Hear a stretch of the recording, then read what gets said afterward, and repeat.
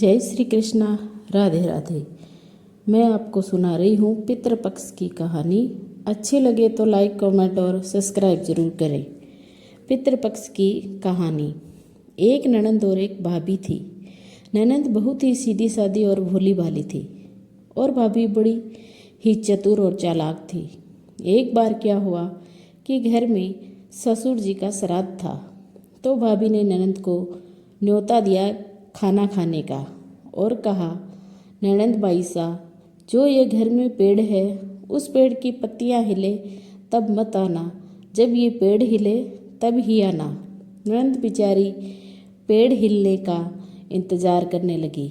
तभी ननंद के बच्चे दौड़े दौड़े अपनी माँ के पास आए और बोले, माँ, आज तो नाना जी का श्राद्ध है, तो हम मामी के घर में खाना खाने कब जाएंगे। तब ननंद ने कहा, जब ये पेड़ हिलेगा तब जाएंगे। फिर क्या था, पेड़ तो नहीं हिला। दोपहर हो गई। फिर बच्चे बोले, हमें तो जोरों की भूख लगी है। तो उसकी माँ ने कहा, चलो तुम सब जाओ, मेरे लिए यहीं पर खाना ला देना। तो बच्चे बोले, ठीक है माँ। बच्चे मामी जी के घर गए और वहाँ खाना खाया। फिर बच्चों ने कहा, मामी जी, मेरी माँ के लिए आप खाने का टिफ़िन लगा दो। मामी जी ने अपनी ननद के लिए खाना बांधा, जिसमें नीचे की ओर गोबर भर दिया और ऊपर खीर पूड़ी और लड्डू रख दिए। बच्चे घर की ओर चल दिए। उन्होंने माँ को खाना दिया और टिफ़िन खोला तो उसमें क्या देखते हैं, तरह तरह की मिठाइयाँ और लाजवाब खाना खाकर वह बहुत ही खुश होती है। इधर जब ननंद के ससुर का श्राद्ध आया, तब ननंद ने अपने बच्चों से कहा, बच्चों, तुम्हारी मामी ने कितना बढ़िया भोजन करवाया था, तो तुम्हारे दादाजी का भी श्राद्ध आने वाला है, तो हम तुम्हारी मामी जी और उसके बच्चों को भी खाना खाने का न्योता देंगे। तो बच्चों ने कहा, हाँ माँ। थोड़े दिनों के बाद ननंद के ससुर का श्राद्ध आया, तो उसने अपनी भाभी और भतीजों को खाना खाने का न्योता दिया। इस पर भाभी बोली, हाँ, ज़रूर आएंगे, हम तो रोज़ ही बुलाते हैं, पर तुम्हारा काम तो कभी कभी ही पड़ता है।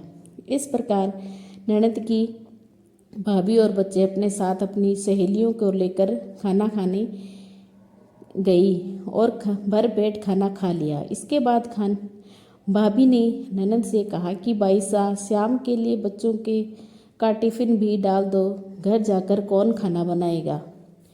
तो फिर ननंद ने कहा, भाभी जी आप ही टिफ़िन डाल लीजिए।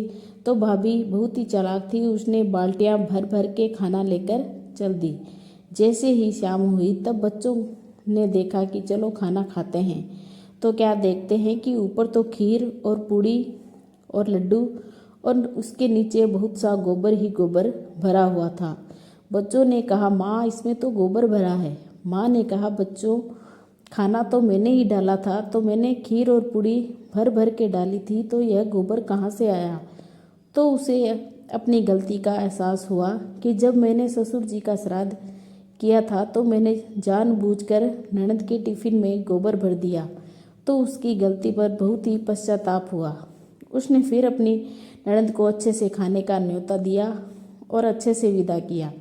हे पितृदेव, जैसे आपने भाभी जी के साथ किया वैसा किसी के साथ मत करना। जैसे आपने ननद पर कृपा करी वैसी कृपा सब पर करना। कहानी कहने और सुनने वालों पर भी आप अपनी कृपा बनाए रखना। बोलिए पितृदेवता की जय।